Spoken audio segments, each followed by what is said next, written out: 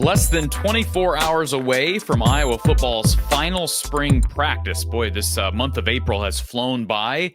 That practice will be open to the general public on Saturday. It will take place inside Kinnick Stadium. The event is free and open to people of all ages. But in the meantime, the Hawkeyes have added another player out of the transfer portal and at a position of need. Hawkeyes adding a Missouri Valley Conference cornerback on this Friday. We'll talk about that in just a second. But first, have you liked our page on TikTok? Brand new platform for our channel. Check out our page over on TikTok. From the Hawkeye of the Storm, it's at Hawkeye of the Storm on TikTok. It's linked in the description, the top link in our description. Thank you for following us on all platforms and for liking the content, as always, right here from the Hawkeye of the Storm. So Iowa football getting a commitment on this Friday afternoon from South Dakota Coyote transfer Shahid Barros. The former Coyote is in the transfer portal, announced here recently that he would be pursuing his final year of eligibility elsewhere. He's put together a really nice career at South Dakota. And of course, if you follow FCS football, for people that follow this show, we have an all-time great head coach from the FCS and MVFC levels. That's Don Patterson. But if you follow that conference, it is the best conference in the FCS, best conference in the country.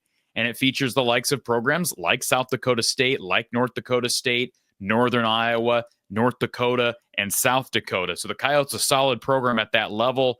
Barros comes in at about 6'1", 6'2", about $195, and he's been a starting corner over these past couple of years for South Dakota. This past season totaled 41 tackles, also had a sack and an interception in 2023, 49 tackles, 2 interceptions, and a forced fumble. Also had double-digit tackles in 2022. You add all those numbers up, over 100 career tackles, 9 passes defended. That number maybe not as high as I would have expected, but that number also tells me that it's likely other quarterbacks not attacking his side of the field all too much. Also has 1 sack on his resume, and I mentioned the forced fumble. One of his interceptions was against current Iowa quarterback Mark Gronowski when Gronowski was at South Dakota State. Of course, you got the rivalry there. So I would imagine there are going to be some fun practices once this young man gets to campus and starts competing against Gronowski, specifically in fall camp. So remind me, folks, to revisit this one at Media Day in August. I will be intrigued to hear Shahid Barros and his story of picking up Gronowski, and then has he been able to get him in fall camp? So we'll have to wait till August to hear about that. But these two guys, rivals previously at the MVFC level, and now they'll be teammates, although playing on opposite sides of the field and competing against one another in practice.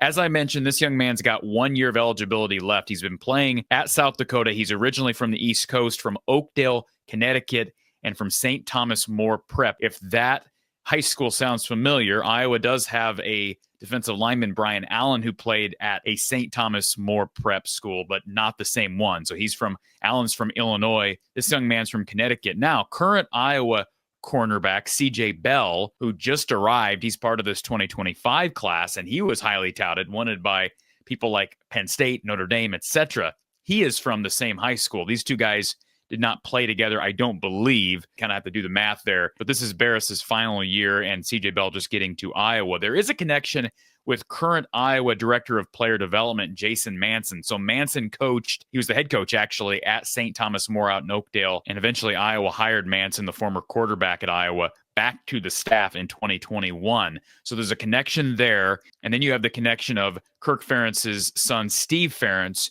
who had been on the Coyotes staff until he was recently hired by an NFL team. So there are some connections there. This is a guy who's overcome the odds, as you see with a lot of lower level transfers that are moving up notches, right? They were under the radar at the high school level. This kid was a 0-star recruit, didn't have any high major offers at a high school.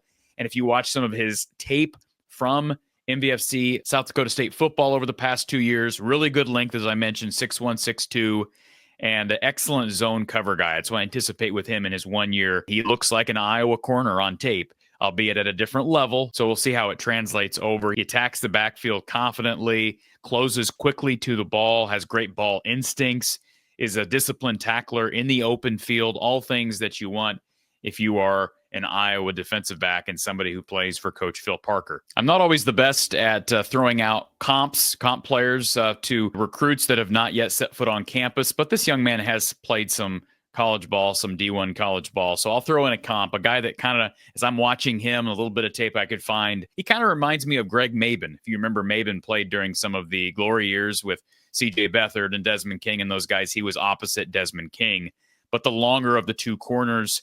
And as I said earlier, maybe not necessarily a natural one-on-one island type of corner, but I do think he's going to give them a lot of value, especially with a group that is missing John Nestor, who recently left. We'll talk about him on an upcoming video.